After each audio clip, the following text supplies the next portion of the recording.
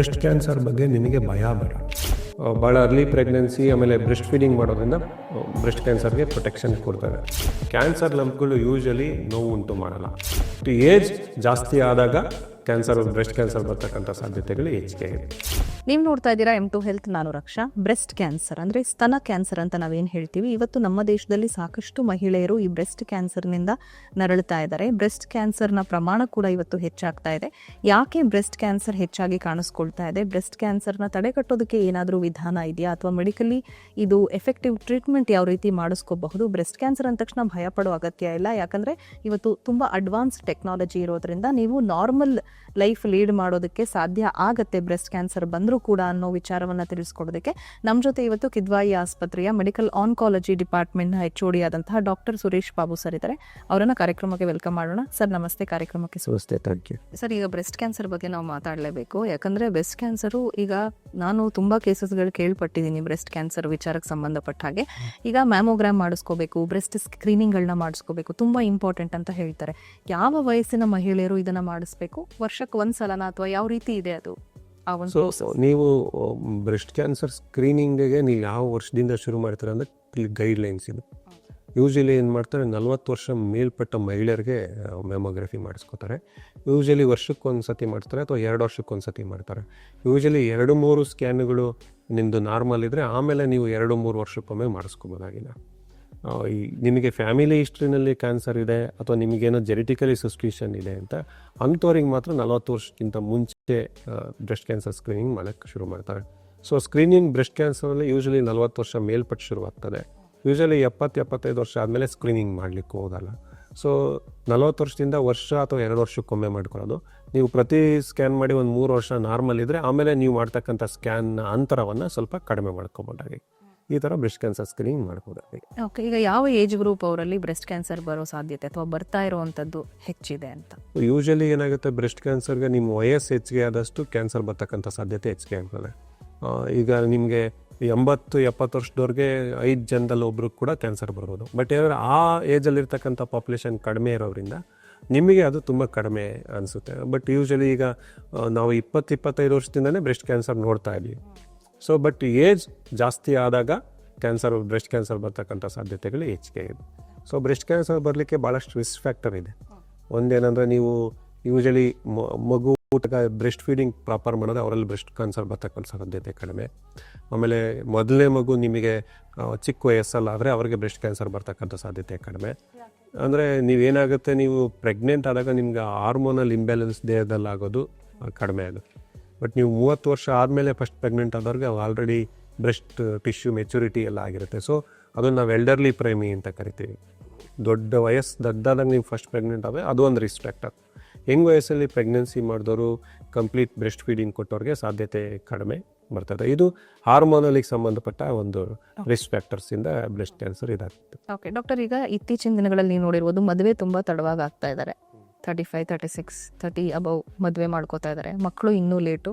ಎಷ್ಟೋ ಜನ ಈಗ 40+ ಆದಮೇಲೂ ಕೂಡ 35 ಮೇಲೆ ಡೆಲಿವರಿ ಮಾಡ್ತಿರೋವಂಥದ್ದು. ಇನ್ನು ಕೆಲವರಿಗೆ ಇನ್ಫರ್ಟಿಲಿಟಿ ಸಮಸ್ಯೆಯಿಂದ ಮಕ್ಕಳು ಆಗದೇ ಇರೋ ಸಮಸ್ಯೆ ಕೂಡ ಹೆಚ್ಚಿದೆ. ಸೊ ಇಷ್ಟೆಲ್ಲ ಸಮಸ್ಯೆಗಳಿರೋದ್ರಿಂದ ಇದು ಕೂಡ ಬ್ರೆಸ್ಟ್ ಕ್ಯಾನ್ಸರ್ಗೆ ಕಾರಣ ಆಗ್ತಿದೆಯಾ? ಅದೇ ಒಂದೇ ಕಾರಣ ಅಂತ ಹೇಳೋದು ಕಷ್ಟ. ಬಟ್ ನೀವು ಎಲ್ಲ ಹಿಸ್ಟ್ರಿ ನೋಡಿದ್ರೆ ನಾನು ಆಗಲೇ ಹೇಳಿದಾಗೆ ನಿಮಗೆ ಮಗು ಆಗೋ ವಯಸ್ಸು ತಡವಾಗಿ ಆಗುವಂಥದ್ದು, ಬ್ರೆಸ್ಟ್ ಫೀಡಿಂಗ್ ಮಾಡದೇ ಇರ್ತಕ್ಕಂಥದ್ದು, ಇವೆಲ್ಲ ನಿಮಗೆ ಬ್ರೆಸ್ಟ್ ಕ್ಯಾನ್ಸರ್ ಪ್ರೊಟೆಕ್ಷನ್ ಕೊಡಲ್ಲ.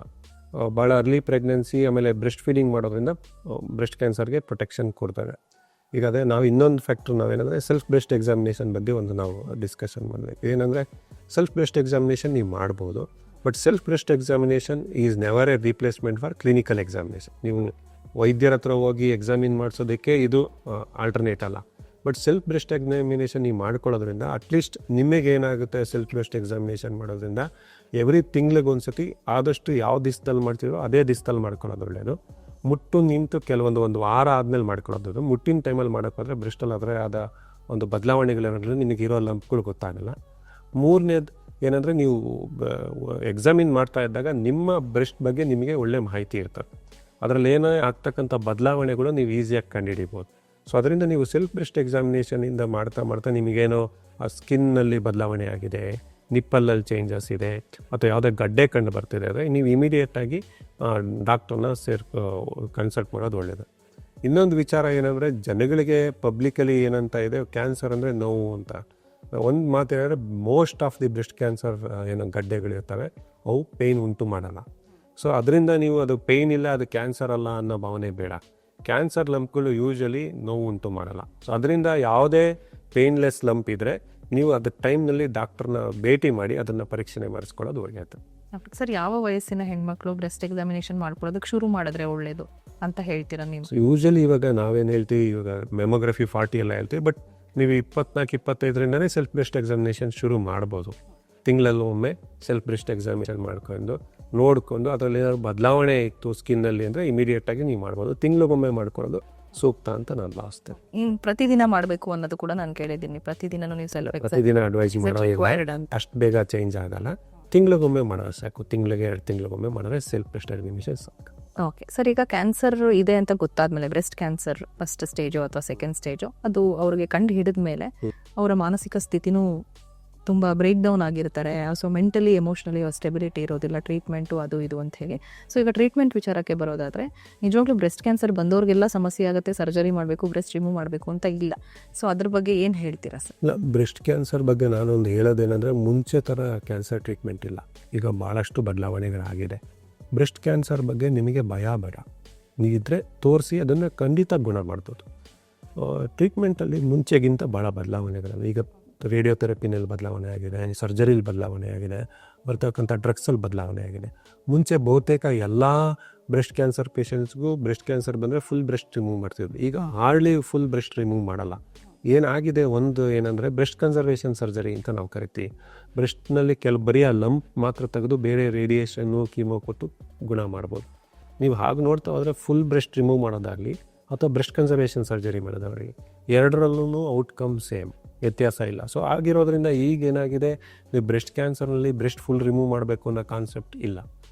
ಕೆಲವೊಂದು ಸ್ಥಿತಿಗಳಲ್ಲಿ ಮಾತ್ರ ಮಾಡಬೇಕಾಗ್ತದೆ. ಬಟ್ ಬ್ರೆಸ್ಟ್ ಕನ್ಸರ್ವೇಷನ್ ಸರ್ಜರಿನೂ ಮಾಡ್ಬೋದು.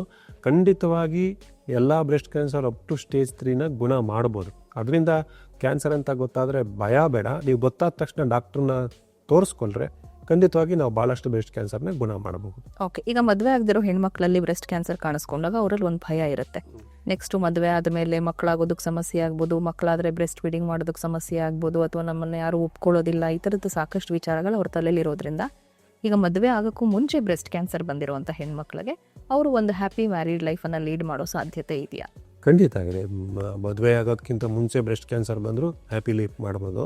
ಈಗ ಮುಂದೆ ಮಕ್ಕಳು ಆಗದೆ ಇರೋಲ್ಲ ಅನ್ನೋ ಭಯ ಬೇಡ. ಅದಕ್ಕೆ ಪ್ರಿಸರ್ವೇಷನ್ನು ಅಥವಾ ಓವರಿ ಎಫೆಕ್ಟ್ ಆಗ್ದಂಗೆ ಮಾಡ್ತಕ್ಕಂಥ ಟ್ರೀಟ್ಮೆಂಟು ಇದೆ.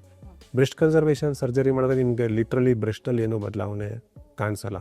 ಬ್ರೆಸ್ಟ್ ಫೀಡಿಂಗ್ ನೀವು ಒಂದ್ಸತಿ ಟ್ರೀಟ್ಮೆಂಟ್ ಎಲ್ಲ ಮುಗಿದ ಮೇಲೆ ನೀವು ಬ್ರೆಸ್ಟ್ ಫೀಡಿಂಗ್ ಮಾಡಬಹುದು.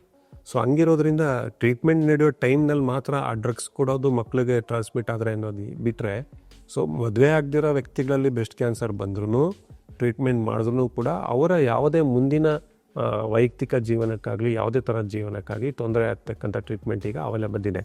ಸೊ ಆಗಿರೋದ್ರಿಂದ ಆ ಥರದ ಒಂದು ಭಯ ಬೇಡವೇ ಬೇಡ. ಬ್ರೆಸ್ಟ್ ಕ್ಯಾನ್ಸರ್ ಮದುವೆ ಆಗೋಕ್ಕಿಂತ ಮುಂಚೆ ಬಂದರೆ ಕೂಡ ಅವರ ಜೀವನದಲ್ಲಿ ಯಾವುದೇ ಥರದ ತೊಂದರೆಗಳಾಗದಂಗೆ ಕೂಡ ನೋಡ್ಕೋಬಹುದು. ಓಕೆ ಸರ್, ಆಗ್ಲೇನು ನೀವು ಹೇಳಿದ್ರಿ ಈ ವಿಚಾರನ, ಒಳ್ಳೆ ಆಹಾರ ಪದ್ಧತಿ ಆಗಿರ್ಬೋದು, ಒಳ್ಳೆ ಜೀವನ ಶೈಲಿ ಆಗಿರ್ಬೋದು. ಈ ಬ್ರೆಸ್ಟ್ ಕ್ಯಾನ್ಸರ್ಗೆ ಸಂಬಂಧಪಟ್ಟಾಗೆ ಮಹಿಳೆಯರು ಯಾವ ರೀತಿ ಫಿಸಿಕಲಿ ಅವ್ರನ್ನ ಆಕ್ಟಿವ್ ಆಗಿ ಇಟ್ಕೋಬೇಕು ಅಂತ ನೀವು ಹೇಳ್ತೀರಾ? ಅದು ಎಷ್ಟು ಪ್ರಿವೆಂಟ್ ಮಾಡುತ್ತೆ ಈ ಬ್ರೆಸ್ಟ್ ಕ್ಯಾನ್ಸರ್? ನಿಜವಾಗ್ಲೂ ನೀವು ಭಾಳ ಪ್ರಿವೆಂಟ್ ಮಾಡುತ್ತೆ. ನಂಬರ್ 1, ನೀವು ಪ್ರತಿ ದಿವಸ ಲೈಟ್ ಎಕ್ಸಸೈಸ್ ಮಾಡಿ 30 ನಿಮಿಷದಿಂದ 1 ವರ್ಷದ ತನಕ, 1 ಅವರ್ ತನಕ. ಆಮೇಲೆ ಊಟದಲ್ಲಿ ಸ್ವಲ್ಪ ತಿನ್ನೋದು, ಒಬೇಸಿಟಿಯಿಂದ ದೂರ ಇರ್ತಕ್ಕಂಥದ್ದು. ಆಮೇಲೆ ಹಾರ್ಮೋನಲ್ ಇಂಬ್ಯಾಲೆನ್ಸಸ್ ನಂಬರ್ 1. ಈಗ ನೀವು ಮಕ್ಕಳಾದಾಗ ಬ್ರೆಸ್ಟ್ ಫೀಡಿಂಗ್ ಮಾಡ್ತಕ್ಕಂಥದ್ದು, ಸೊ ಸೆಲ್ಫ್ ಬ್ರೆಸ್ಟ್ ಎಕ್ಸಾಮಿನೇಷನ್ ಮಾಡ್ತಕ್ಕಂಥದ್ದು. ಆಮೇಲೆ ಇನ್ನೊಂದು ಏನಾದರೂ ನಿಮಗೆ ಜೆನೆಟಿಕಲಿ ಆ ಥರ ಏನಾದರೂ ಹಿಸ್ಟ್ರಿ ಇದ್ದರೆ ಡಾಕ್ಟರ್ ಹತ್ರ ಹೋಗಿ ಅದರ ಅಡ್ವೈಸ್ ತಗೊಳ್ಳೋಕ್ಕಂಥದ್ದು. ಈಗೆಲ್ಲ ಮಾಡೋದ್ರಿಂದ ನೀವು ಬ್ರೆಸ್ಟ್ ಕ್ಯಾನ್ಸರ್ ಮಾಡ್ಬೋದು, ಪ್ರಿವೆಂಟ್ ಮಾಡ್ಬೋದು. ಎರಡನೇ ವಿಚಾರ ಏನಂದರೆ, ಕೆಲವೊಂದು ಸತಿ ನೀವು ಬ್ರೆಸ್ಟ್ ಕ್ಯಾನ್ಸರ್ ಪ್ರಿವೆಂಟ್ ಮಾಡೋಕ್ಕಾಗಲಿಲ್ಲ ಅಂದರೆ ನೀವು ಅರ್ಲಿ ಡಿಟೆಕ್ಷನ್ ಮಾಡ್ಬೋದು. ಈಗ ಒಂದು ಪೇಷಂಟ್ಗೆ ಸ್ಟೇಜ್ 1ಅಲ್ಲಿ ಬದಲಾಗ ಇದೋ ಸರ್ವೈವಲ್ಲು, ಸ್ಟೇಜ್ 3ಅಲ್ಲಿ ಬದಲಾಗಿರೋ ಸರ್ವೈವಲ್ಲು ವ್ಯತ್ಯಾಸ ಇದೆ. ಸೊ ಹಂಗಿರೋದ್ರಿಂದ ನೀವು ಅರ್ಲಿ ಡಿಟೆಕ್ಟ್ ಮಾಡಿದಾಗ, ನೀವು ಟ್ರೀಟ್ಮೆಂಟ್ ಅರ್ಲಿ ಶುರು ಮಾಡಿದಾಗ ಸರ್ವೈವಲ್ಲು ಚೆನ್ನಾಗಿರುತ್ತೆ, ಔಟ್ಕಮ್ಮು ಚೆನ್ನಾಗಿರುತ್ತೆ. ಹಾಗೆ ಸೊ ಬ್ರೆಸ್ಟ್ ಕ್ಯಾನ್ಸರ್ಲಿ 2 ವಿಧ, ಒಂದು ಪ್ರಿವೆನ್ಷನ್ನು, ಇನ್ನೂ ಅನ್ನೋದ್ರ ಬಗ್ಗೆ ಮಾಹಿತಿ ಆ್ಯಂಡ್ ಜಾಗರೂಕತೆ. ಎರಡೂ ಇಟ್ಕೊಂಡಾಗ ಖಂಡಿತವಾಗಿ ಎಲ್ಲ ಬ್ರೆಸ್ಟ್ ಕ್ಯಾನ್ಸರ್ನು ನಾವು ಟ್ರೀಟ್ ಮಾಡಿ ಕ್ಯೂರ್ ಮಾಡ್ಬೋದು. ಓಕೆ ಸರ್, ನೀವು ಹೇಳಿದ್ರಿ ಮಧ್ಯ ವಯಸ್ಕ ಹೆಣ್ಣು ಮಕ್ಕಳಲ್ಲಿ ಬ್ರೆಸ್ಟ್ ಕ್ಯಾನ್ಸರ್ ಹೆಚ್ಚು ಕಂಡು ಬಂದಿದೆ ಅಂತ.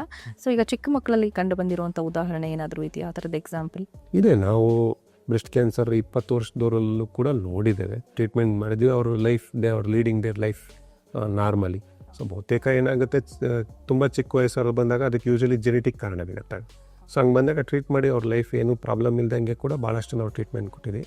ಸೊ ಅದ್ರ ಬಗ್ಗೆ ಕ್ಯಾನ್ಸರ್ ಬಗ್ಗೆ ಭಯ ಬೇಡ, ಜಾಗರೂಕತೆ ಮುಖ್ಯ ಅಂತ ನಾನು ಹೇಳಲಿಕ್ಕೆ ಬಯಸ್ತೀನಿ. ಓಕೆ, ಈಗ ವ್ಯಾಕ್ಸಿನೇಷನ್ ಏನಾದರೂ ಬಂದಿದೆಯಾ ಸರ್ ಪ್ರಿವೆಂಟ್ ಮಾಡೋದಕ್ಕೆ ಬ್ರೆಸ್ಟ್ ಕ್ಯಾನ್ಸರ್? ಬ್ರೆಸ್ಟ್ ಕ್ಯಾನ್ಸರ್ಗೆ ವ್ಯಾಕ್ಸಿನ್ ಇಲ್ಲ, ಯಾಕಂದರೆ ಬ್ರೆಸ್ಟ್ ಕ್ಯಾನ್ಸರ್ ಬರಲಿಕ್ಕೆ ಕಾರಣಗಳು ಭಾಳಷ್ಟು ಇರೋದ್ರಿಂದ. ಸೊ ಬ್ರೆಸ್ಟ್ ಕ್ಯಾನ್ಸರ್ಗೆ ಆ್ಯಸ್ ಸಚ್ ವ್ಯಾಕ್ಸಿನ್ ಇಲ್ಲ. So but breast cancer I risk individual ಅಂತ ಕರಿತೀವಿ. ಅಂದರೆ ನಾವು ಕೆಲವೊಬ್ಬರಿಗೆ ಏನು ಫ್ಯಾಮಿಲಿನಲ್ಲಿ ತುಂಬ ಸ್ಟ್ರಾಂಗ್ ಆಗಿದೆ, ಜೆನೆಟಿಕ್ ಆಗಿದೆ. ಸೊ ಅವ್ರ ಫ್ಯಾಮಿಲಿ ಮುಗಿಸಿದ್ರೆ ಅವ್ರ ಐ ರಿಸ್ಕ್ ರಿಡಕ್ಷನ್ಗೆ ಕೆಲವೊಂದು ಮೆಥಡಾಲಜಿ ಇದೆ. ಅದು ವೈಯಕ್ತಿಕ ಪೇಷಂಟ್ ಜೊತೆ ಸಮಾಲೋಚನೆ ನಡೆಸಿ ಅವ್ರಿಗೆ ಸಂಬಂಧಪಟ್ಟ ಟ್ರೀಟ್ಮೆಂಟ್ ಅಡ್ವೈಸ್ನ ಕೊಡಬಹುದಾಗಿದೆ. Okay sir, thank you so much. Breast ಕ್ಯಾನ್ಸರ್ಗೆ ಸಂಬಂಧಪಟ್ಟ ಹಾಗೆ ಸಾಕಷ್ಟು ಮಾಹಿತಿನ ಕೊಟ್ಟಿದ್ದೀರಾ, ತುಂಬ ಡೌಟ್ಸ್ಗಳನ್ನ ಕ್ಲಿಯರ್ ಮಾಡಿದ್ದೀರಾ, ಒಂದು ಧೈರ್ಯ ಕೊಟ್ಟಿದ್ದೀರಾ ನಮ್ಮ ವ್ಯೂವರ್ಸ್ಗೆ. Thank you sir. Thank you, ನಮಸ್ತೆ.